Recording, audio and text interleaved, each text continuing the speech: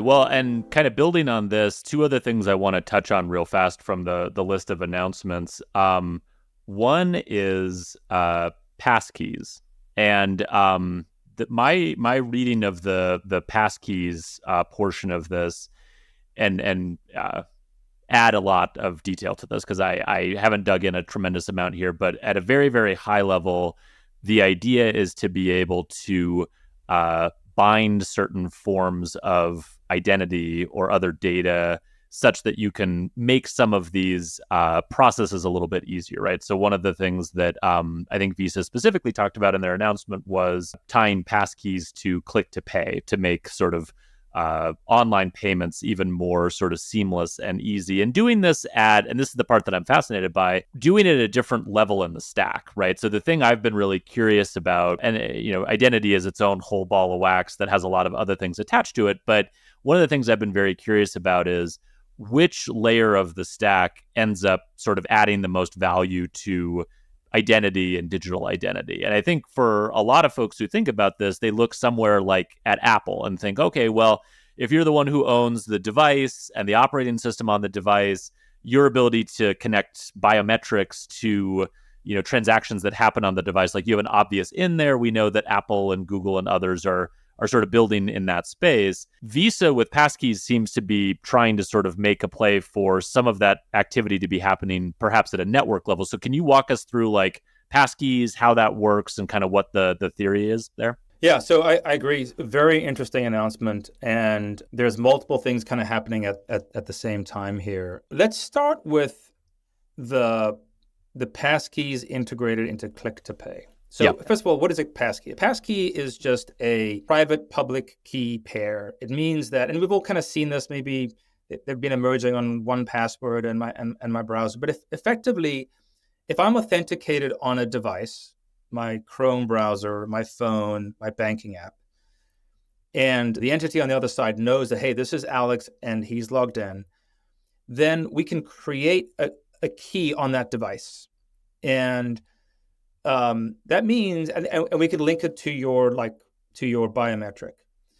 And that means that when you are in some other context, provided your biometric matches, we can say, oh, the person whose face we just scanned was the same person that we trusted, on this device when he or she set up this credential. Right. And so you can access the funds, you can make a payment, you can access your email, etc.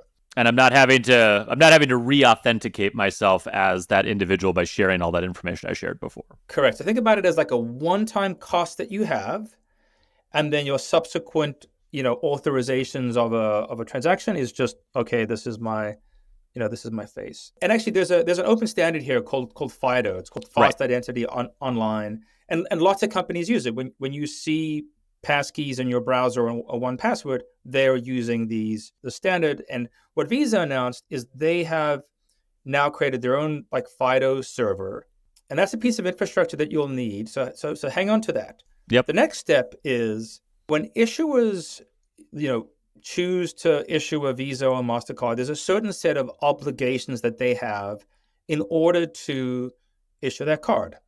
It's got to be a certain size, logo's got to be in a certain place, et cetera, et cetera.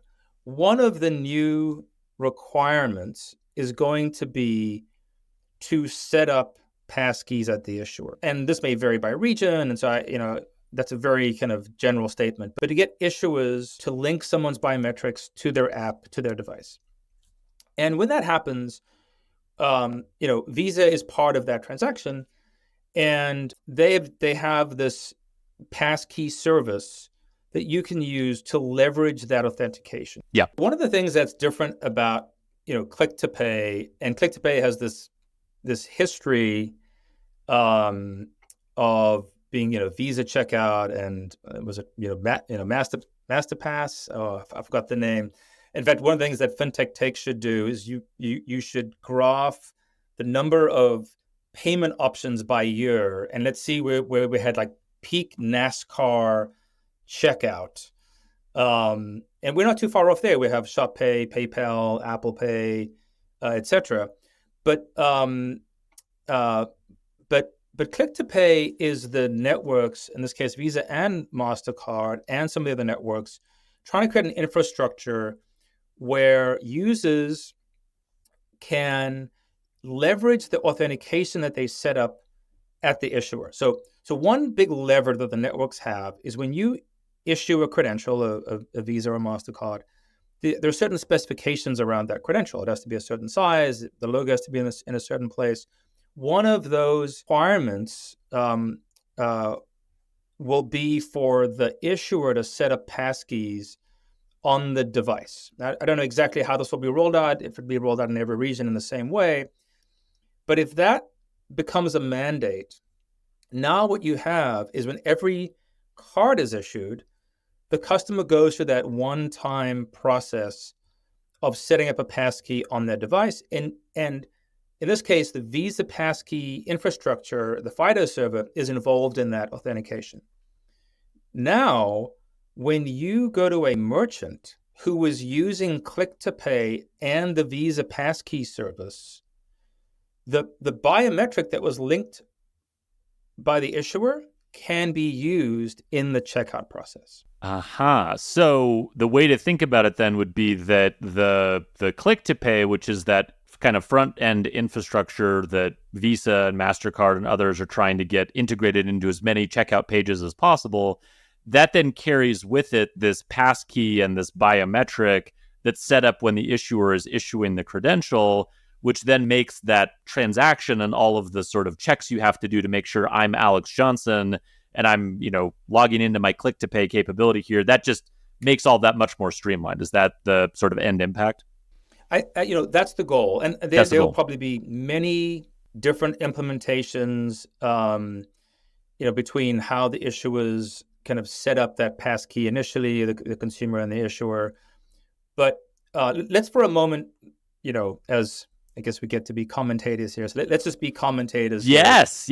And assume that is kind of how this ideal system, would work. You've got billions of credentials that are being authenticated and set up by the issuers, maybe under a mandate, meaning like I can't use my card unless I have this passkey set up. Sure. And then you have this Click to Pay infrastructure, which the merchants still have to opt into. Yeah, right. So the one lever that the networks have, and they haven't pulled this lever, but if they did, it would be pretty interesting, would be to enable liability shift for the merchant if the consumer uses biometric-enabled passkeys. And so what does that mean? That means that there is no more merchant fraud if I use the Click to Pay infrastructure. Now they haven't done that, and I'm not sure if they will, but that's a lever that you could pull. Yeah. And then you would have significant adoption. You've got adoption on the setup side with the issuers, and you would have potentially adoption on the merchant side. Even without that, I think there's probably a lot of value. And so let's see how that plays out. Merchants will need help in doing that. Actually, I mentioned one of the reasons why I follow this closely is that VGS, we basically play that role, for merchants. So we have 350 customers today, and a lot of them use the VGS vault for payment tokenization. And if they want to use Click to Pay, they would rely on a company like VGS. I'm sure there'll be other enablers who can enable that infrastructure so that those passkeys that were set up with the issuer and linked to biometric can now be used in a checkout. So let's see if this iteration works. The beauty of this network model is it can take a long time to get something right. So maybe this version works well. It's going to start in Europe. It's one actually really important point. In Europe, because of the PSD2 mandates, right, you have to have authenticated transactions. Yeah. And so, today that's happening through 3D Secure, and as Americans, we're just like, what is this thing? My bank wants to talk to me in the transaction. Right. Yeah. And that is kind of annoying. But imagine if that was just a Face ID scan at the merchant side. You didn't really leave that infrastructure. I think that, that starts to look a lot more interesting.